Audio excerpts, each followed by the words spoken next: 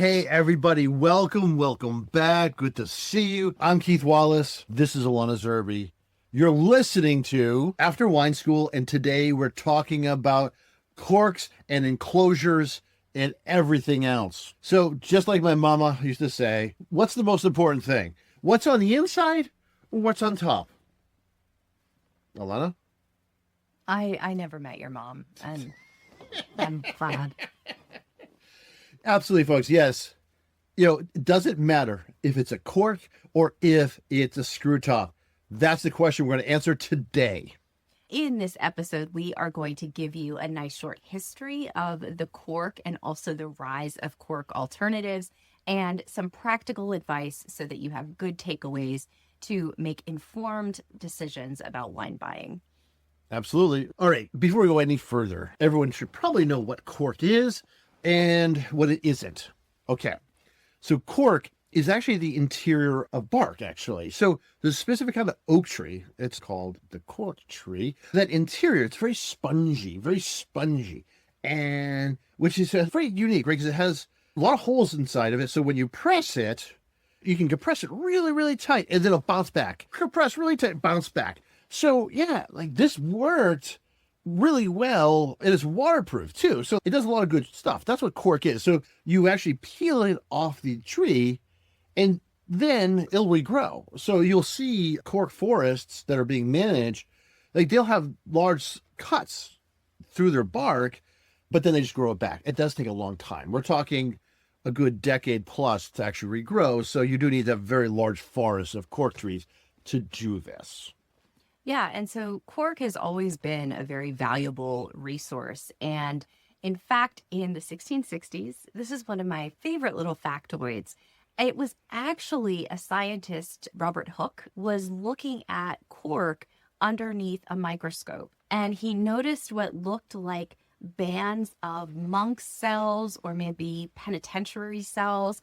And he called these cells the building blocks of life. And so it was actually a piece of cork that he was looking at, which I think is just so cool. But around the same time, also glass started to be blown that was heavy enough and permeable enough to serve as long-term containers for storage and transport of wine and other beverages. And so it was really this marriage, this combination of glass bottles with cork that for the first time you could age wine for a long period of time. So this just changed wine practices worldwide. Absolutely. Now, the problem now is that cork is a natural compound, right? It's a natural ingredient. And when you actually are growing cork, it has to be sanitized. And so what they used, these cork producers, they would spray it with basically bleach, which makes sense. It kills all the bacteria. But here's the problem. And this is something that every winery knows. You don't use any oxidative cleaning products in a winery because they will actually create that oxygen part of that compound will actually create chemical reactions throughout. And you have no idea what's going to happen. Now, that oxygen can create a lot of chemical reactions. And there's ones we weren't expecting. So everyone's had this. If you've been drinking wine for any length of period, you may have had this happen to you. You open a bottle of wine, you pour it, you smell it, and you're like, why do I smell wet cardboard? Why do I smell just like flooded basement? And then you try it, and you're like, why doesn't it taste like anything? This is disgusting. If you've ever had that happen to you, what you had is a cork wine. And what that means is the sanitization process they used, which introduced some oxygen compounds, and they create what's called TCA. And this specific compound is just pernicious. You just need the tiniest bit, only like 1 part per million. And you end up having just like that smell of just disgusting nothingness, which is, maybe what hell would be like, or maybe between heaven and hell that the Catholics like. Purgatory. Yes, this is what purgatory smells like. Well, and let me say, wine that is bad, you cannot smell or detect anything from the cork. The cork itself, no, exactly. Nope, it's just the tiniest bit of oxidative cleaning material that just remained on the cork. It became such a problem in the 90s and the early aughts, and all the way up to like around 2010, was that if you buy a case of wine, one of them is going to actually be corked. one of them's got to be infected. And that's a huge amount, especially when you're like buying for a wine school. Like that's huge. Like that means that I might have like 7% of my product bad, which meant I always had to have double the amount of wine for any class because there's a very good chance that a bottle is going to be corked. Now, what we also found is that certain qualities of cork were actually much more prone to TCA infection, especially ones that were like a bunch of different pieces of cork just glued together. So actually, I had to completely change how I was buying wines, largely due to that, because it was such a huge problem. But also from the winery perspective, they also have the risk of TCA infection running rampant through the winery itself. Oh, absolutely. I just want to highlight that. Oh, it's yes. incredibly insidious and can contaminate an entire winery. Oh, absolutely. Yeah. So there's rules actually in wineries, and also like in our wine cellaring program, wherever you're holding wine, you cannot have cardboard because cardboard also has some of these. Because oftentimes, especially the bleach ones, some of the glues in there, like they have compounds that can initiate TCA. I never thought about that you don't see cardboard boxes where wine is being made. Yeah, exactly. Right. Only once they're actually, everything's bottled. packaged, and that's why you see warehousing in a different place than your wine production. Oh, that's interesting. At the wine school, we use plastic containers for everything, move everything around rather than cardboard. Because of that, every time we have a wine delivery, they get all broken down and they get far, far away from our storage facility. But yeah, because TCA infections can actually spread. They can spread through even someone's wine storage facility. If you have one at home, like you can have this happen. So that's why you just don't want to have cardboard anywhere near it. Now, there have been a lot of reforms because it was such a bad problem that there have been significant reforms since like the early 2010s, and you can get a failure rate of around 3%. And the higher grade corks they have, then the less likely it is. So now it's still a problem, but it's just not nearly the level that it was, largely due to the fact they stopped using things like certain pesticides, bleach, which is a no-brainer. So modern corks, they're coming in multiple different grades. And so you have ones that are guaranteed to have no cork taint, but then those are incredibly expensive. And let's just point out that what we're talking about here, having the perfect enclosure might cost you an extra $3 a bottle because as a winery, we may have to spend over $1 per cork for things like grade 1 corks. And they go down to grade 3 corks, they're still fine, but you get much more failure rates. So it's come a long way, but in the interim, for the decades and decades when the enclosure was ruining the wine, we actually had brilliant, inventive, wonderful Australian winemakers brainstorming an alternative. And so I didn't realize it went this far back, beginning in the 1960s. Yes, it did. Yalumba Winery started interfacing with a French company to come up with a alternative to cork. So the resource that I know most is George Tabor's great book, To Cork or Not to Cork. So George Tabor, well known for being the sole journalist at the Judgment of Paris and writing the definitive book on the Judgment of Paris. We've mentioned him before on this podcast, but he talks about how the Australians were just so fed up with having their wines ruined that they decided to come up with a completely different enclosure. And so they worked with a company called Delvin, and they came up with the screw cap for their wine. And so this is known in wine parlance as the Delvin enclosure. So if you want to avoid any negative connotations, don't say screw cap, say Delvin enclosure. And the Australians found that this eradicates completely TCA infection because you have a completely anaerobic environment for your wine. So today, most Australian wine and New Zealand wine is bottled under screw cap. They have long been studying the issue, and Keith is going to talk about this a little bit later. Some of the science has changed, but they were able to show that yes, wines under screw cap can age. So they've been the innovators and the trailblazers in this area. Yeah, but the truth is that the cork, everyone loves the cork. Everyone does. Let me tell you, if you're out at a restaurant, you order that wine and it comes up, especially if you're on a date, you're trying to impress somebody, and they show the wine and you see it, you're like, oh shit, it's a screw top. Yeah. Because everyone is going to look at that and they're like, oh, you cheap shit.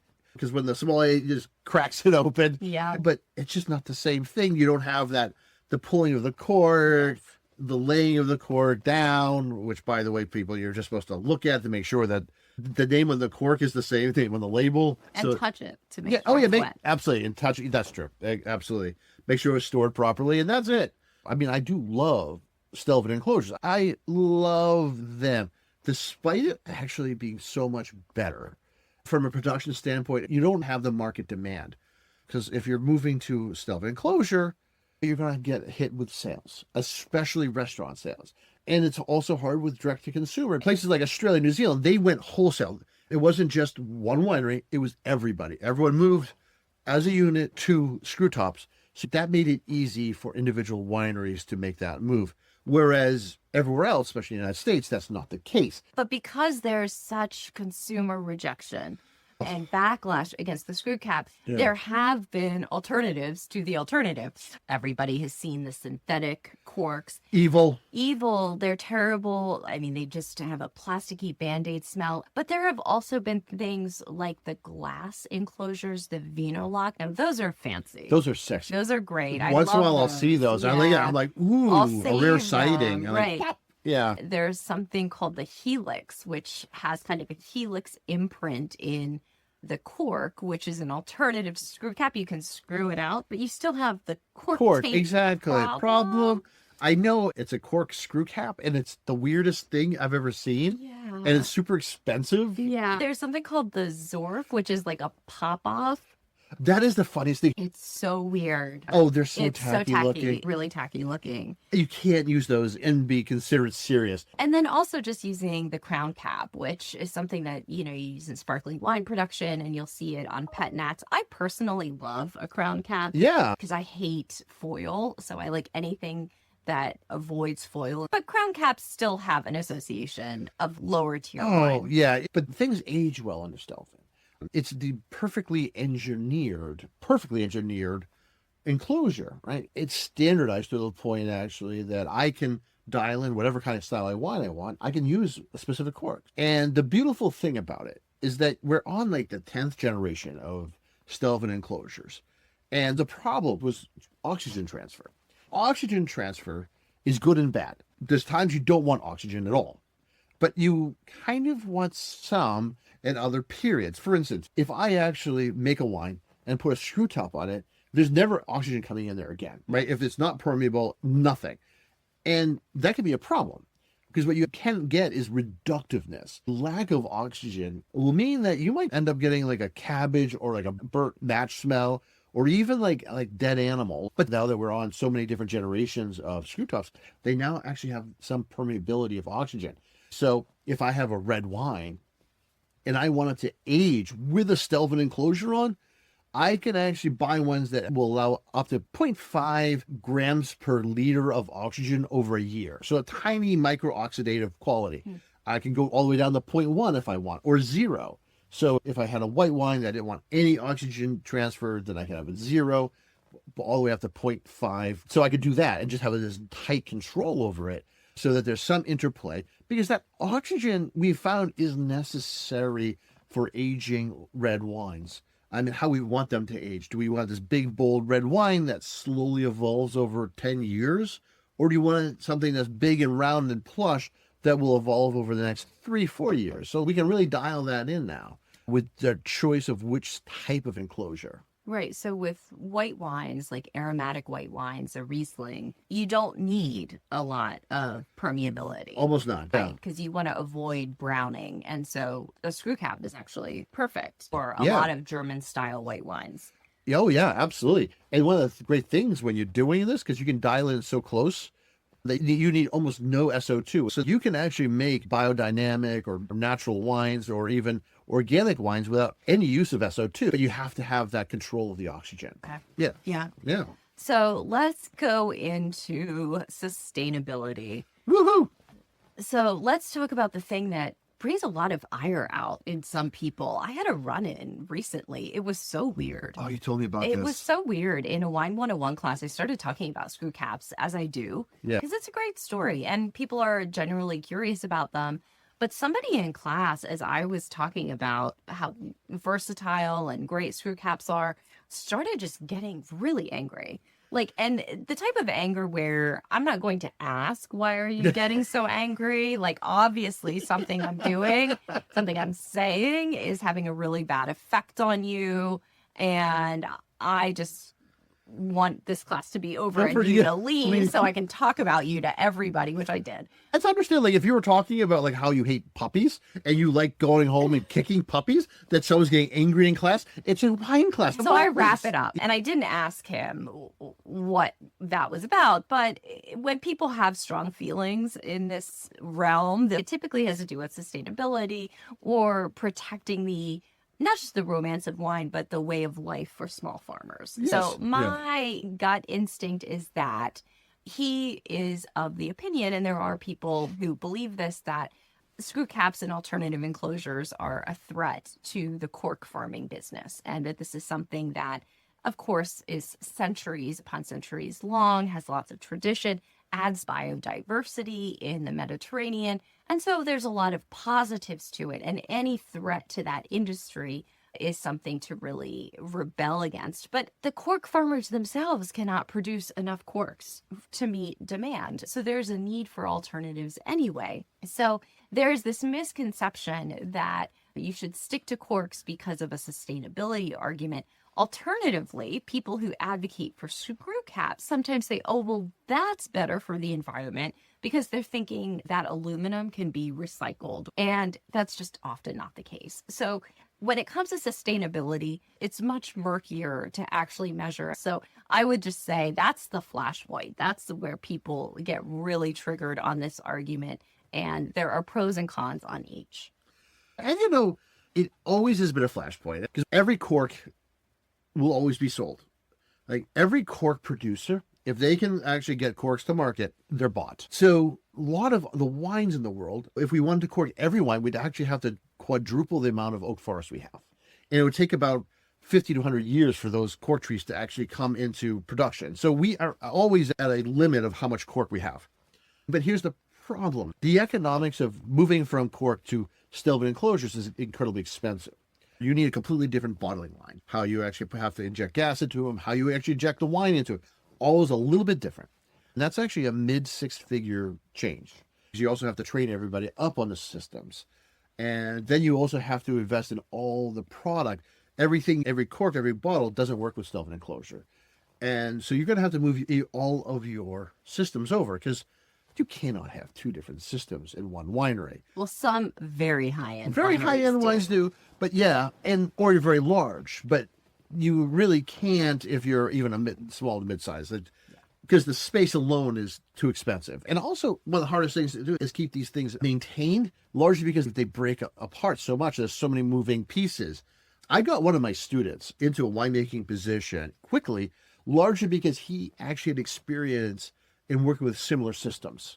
So I got him a production job, largely because they elevators. He knew how to fix elevators. Exactly. That's exactly right. Which had from the same company, same Italian company, and they used a lot of the same systems. So wild. I know. It was crazy, but it worked. But if you're buying wine, folks, especially everyday drinking wines, especially aromatic white wines, rest assured a screw cap is a perfect enclosure for that style of wine. And if you're buying wines that you're looking to cellar, or you expect that they might have long aging potential, go ahead and pull up that tech sheet. And if it's going to be a cork that is impervious to TCA, they will tell you on the tech sheet.